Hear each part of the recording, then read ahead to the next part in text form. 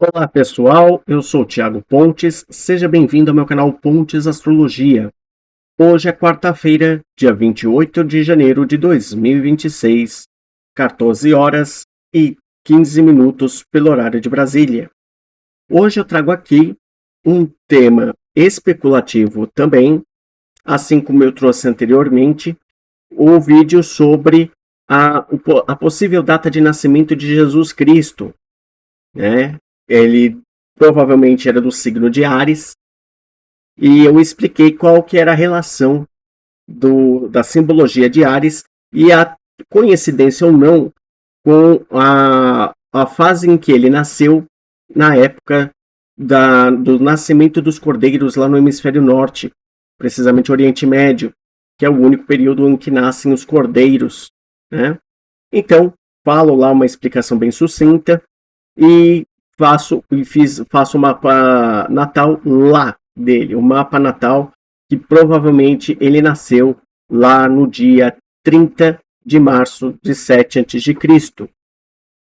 E lá também explico em detalhes sobre a questão dos calendários, a conversão dos calendários judaico, hebraico e calendário juliano, tá? E a busca do mapa natal através do mapa do calendário gregoriano, né? Aqui a mesma coisa, aqui eu vou trazer a parte da data da crucificação, né? Que que foi um pouco mais tranquila do que tentar encontrar a data de nascimento. E também fiz as minhas pesquisas de historiadores, de biólogo, de astrônomo, astrólogo, de várias pastores também, né, para poder se chegar numa data. Então, um astrólogo biólogo que eu acompanho muito e que também fez um trabalho brilhante, ele fez um mapa potencialmente do nascimento de Jesus, só que era numa outra data, em agosto, da qual eu acredito que não seja, né? Pode ter alguma relação muito importante com Jesus Cristo, mas eu acredito que lá naquele caso não tenha relação com o nascimento propriamente dito. E ele também colocou lá o mapa do dia da crucificação. E aí dá uma divergência de um dia do que eu acredito que seja, né? Até pelas pistas que foram dadas. Fui numa reportagem do Olhar, uma reportagem antiga lá do G1 de 2009, em que Antônio Pinheiro, que era um professor de filologia grega da Universidade Complutense de Madrid, ele é especialista, né, nessa parte aí da literatura de cristianismo primitivo, e ele trouxe um detalhe muito importante na reportagem, um detalhe que foi muito específico. O Pôncio de Pilatos, na época, era quem governava ali a região, e ele ocupou o governo de 29 até 37 depois de Cristo. Então, muito provavelmente, Jesus Cristo faleceu ali, nesse período, enquanto era Pôncio de Pilatos. A Bíblia Sagrada fala que Jesus Cristo faleceu com 33 anos, mas isso tem muita divergência nas argumentações das passagens bíblicas. Só que se você for a fundo na história, ele deve ter morrido entre 34 e 42 anos. Certo? Então, como que eu cheguei no período de 30 depois de Cristo? Fui fazendo o estudo e uma coisa que foi muito importante é que ele provavelmente deve ter deve ter falecido numa lua cheia em Libra. Ao passo que ele nasceu lá numa lua nova em Áries, ele também faleceu numa lua cheia em Libra, que é quando o Sol também ainda está em Áries, ou seja, é no momento de uma Páscoa judaica, que acontece ali por volta do dia 14 de Nissan, o dia 15. Muitos atribuem que Jesus faleceu no dia 7 de abril de 30 depois de Cristo, só que essa data ela cai numa sexta-feira. E Antônio Pinheiro, ele trouxe um ponto muito importante. ele provavelmente não deve ter falecido na sexta-feira. Até porque, se falecesse numa sexta-feira, fosse crucificado numa sexta-feira, isso seria muito profano. Seria uma coisa monumental de tamanho desrespeito, porque sexta-feira, depois do entardecer, já é considerado o sábado para os judeus. Então, ele desclassificou isso e ele falou, não, provavelmente ele deve ter falecido numa quinta-feira. E uma das provas que ele pode ter sido crucificado numa quinta-feira é de que existem epístolas paulinas escritas lá pelo Paulo de Tarso, ou muito mais conhecido por nós católicos, São Paulo. Ele tinha essas epístolas aí muito fidedignas, né? E que ele citava num dia de lua cheia. E aí, quando você vai olhar na história para coincidir o período ali do dia 14 ou 15 de Nissan, dentro desses anos de 29 a 37 depois de Cristo, a gente encontra a data de 30 depois de Cristo, que foi a única lua cheia que coincide exatamente ali com o período da Páscoa judaica. Então, por vários motivos ali, você consegue perceber que tem alguma correlação lógica. E foi nessa data que eu consegui chegar. Então, aqui nós vemos, ele faleceu lá em Jerusalém, né? No dia 6 de abril de 30 depois de Cristo. Então, essa aqui, para mim, é a data de falecimento de Jesus Cristo pelo calendário juliano. E que é o equivalente a 4 de abril de 30 depois de Cristo pelo calendário gregoriano. Então, o 4 do 4 é por conta para você encontrar a posição astronômica, encontrar as posições astrológicas também, para conseguir saber o que estava acontecendo naquela época. O calendário 6 do 4, que era o calendário que existia na época. E por o calendário hebraico, era 15 de Nissan, de 3.790. Então, essas aqui, para mim, nada também me tira mais da cabeça que ele faleceu aqui numa quinta-feira, 6 do 4, de 30 depois de Cristo. Ele foi crucificado às 9 da manhã e desencarnado às 15 da tarde. Por que disso? O Lamartine Pozzelli, que era um pastor que deu uma entrevista num outro canal, ele citou, ele fez uma explanação muito perfeita, assim, explicando em detalhes importantes que me fizeram conseguir chegar na data de nascimento de Cristo. E também convergiu mais ou menos com essa reportagem que eu vi no G1, lá de 2009. E ele fala lá que cada cordeiro de 1 ano de idade, ele era sacrificado. Então, o pai de família pegava o cordeiro que tivesse aparentemente todo normal, não tivesse nenhum ferimento, nenhuma doença, levava para casa no 10º dia de Aviv, que é atualmente a Nissan, e no 14º dia ele era levado para sacrifício, ou seja, pegava-se o sangue e passava-se no umbral da porta de casa, né? E dos templos também, eles eram usados muito nos templos. Então, o que os pastores faziam naquela época? Eles pegavam esses cordeiros, amarravam por volta das 9 da manhã no templo e eles sacrificavam ali por volta das 3 da tarde. Então, por essa analogia, Jesus também foi crucificado às 9 e acabou desencarnando às 15 da tarde, né? E quando? Numa lua cheia. Vejam a lua cheia aqui, neste período aqui, batendo contra o Sol aqui que estava em Áries. Então, foi um único posicionamento astrológico que eu encontrei que foi convergente com o que foi dito aqui, certo? Então, isso aí acaba convergindo com muitas coisas que eu fui pesquisando, né? Então, assim, vamos olhar aqui nessa próxima parte aqui, o momento de desencarne de Jesus sobre o mapa natal dele. Então aqui pelo lado de fora nós vemos o mapa do desencarne, e aqui por dentro há o mapa natal de Jesus.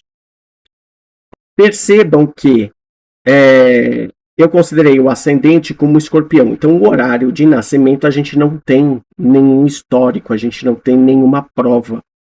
Então, eu acabei associando o mapa natal através arbitrando, né, o horário mais ou menos, conforme os graus sabianos mais correspondentes às características de Jesus. E o ascendente é um deles, tá? Que fala de um homem indo fazer sermão na montanha, e pessoas ouvindo esse homem e depois descendo dessa montanha, né?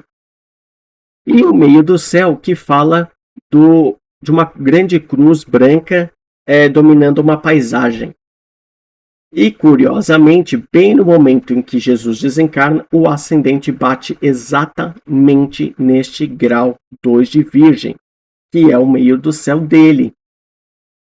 Tá? E aonde ele tem o Plutão aqui, ó, Plutão com Marte, que é a conjunção arrasa tudo, né? Então aquela conjunção que quem tem que tomar muito cuidado mesmo, é sério, né? Tanto para não sair cometendo atrocidades, bem como tomar cuidado para que ninguém faça nenhuma atrocidade, né? Então se você tem aí de repente alguém que fica perseguindo, fica esperto, tá?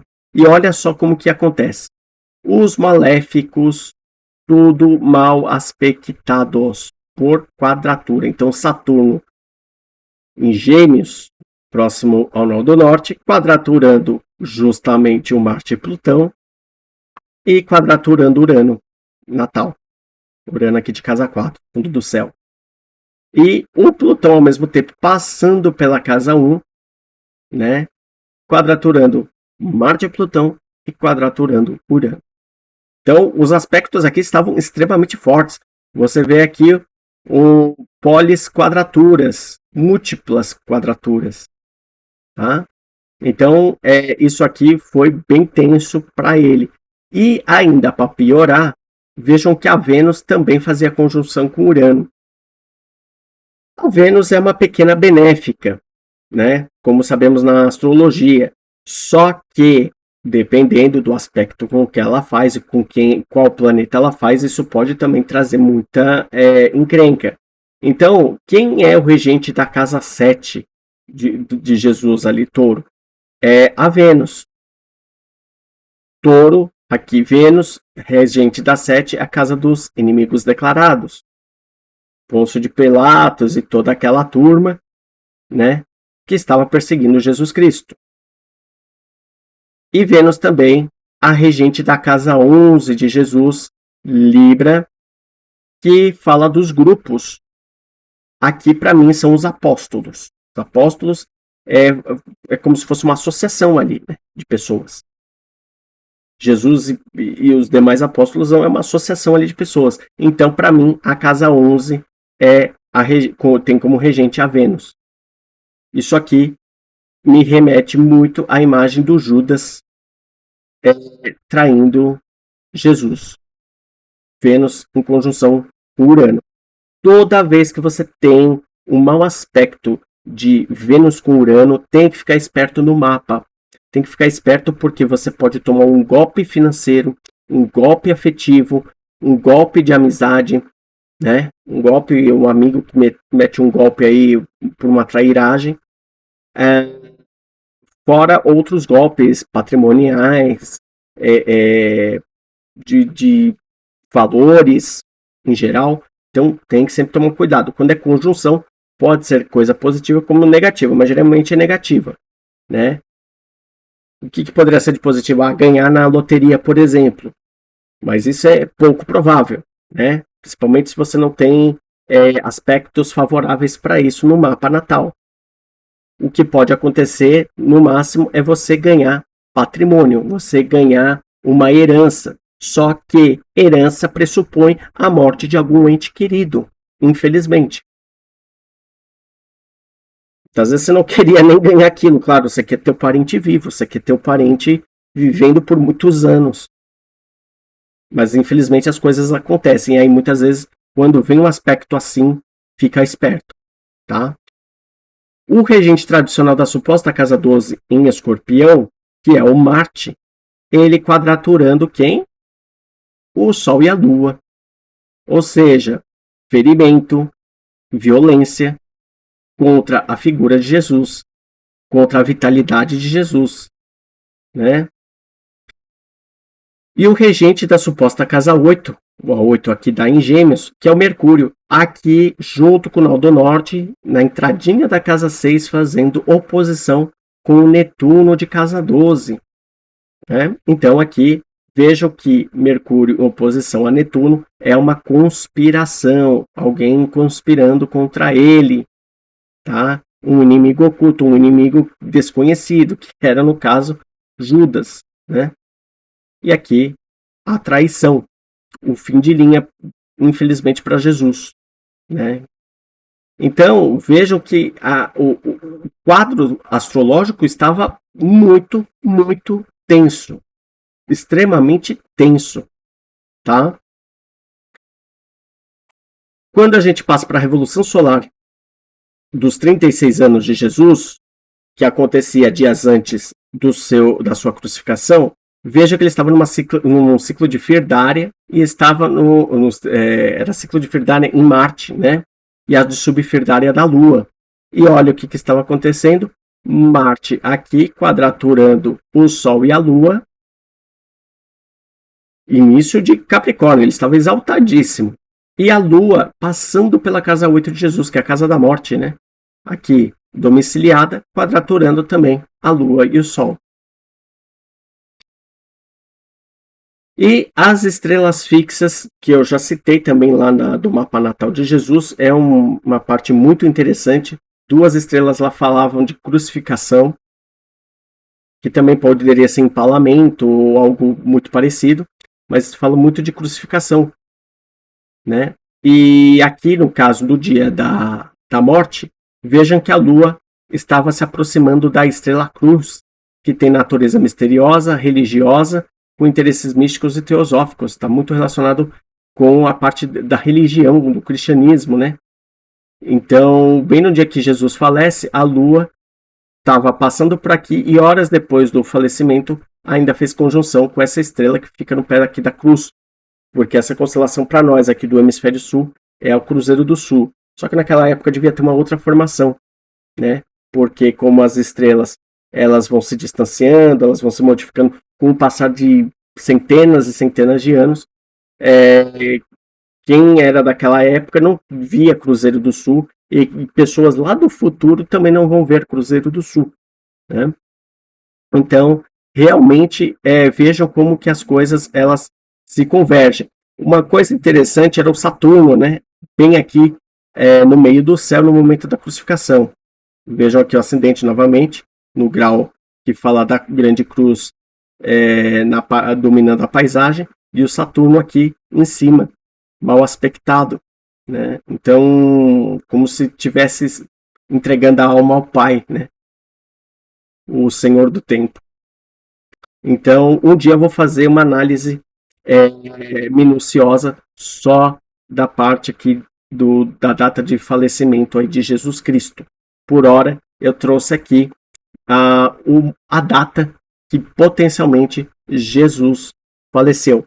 E saliento novamente, reitero novamente, que não esse trabalho, essa pesquisa não está invalidando qualquer outra pesquisa ou outro trabalho, tá? É apenas mais uma pesquisa, apenas mais uma questão especulativa, e o meu vídeo não está acima de nenhum outro, não é melhor que nenhum outro, e tem vários trabalhos aí que são muito sérios, certo? Então, realmente, isso aqui é apenas mais um vídeo. Então, somente a data que ele nasceu, que ele faleceu, isso é pouco, é o menos importante da questão, né? O importante é a parte dos valores que Jesus passou, tá bom? Então, se você discorda, não tem problema nenhum. Você pode achar que ele faleceu numa outra data, tá? Sem problema nenhum. Mas para mim pessoalmente, nada mais me tira da cabeça que Jesus veio a falecer no dia 6 de abril de 30 depois de Cristo, tá bom? Eu vou ficando por aqui. Obrigado pela paciência, inscreva-se, curta e compartilhe. E até o próximo vídeo. Tchau!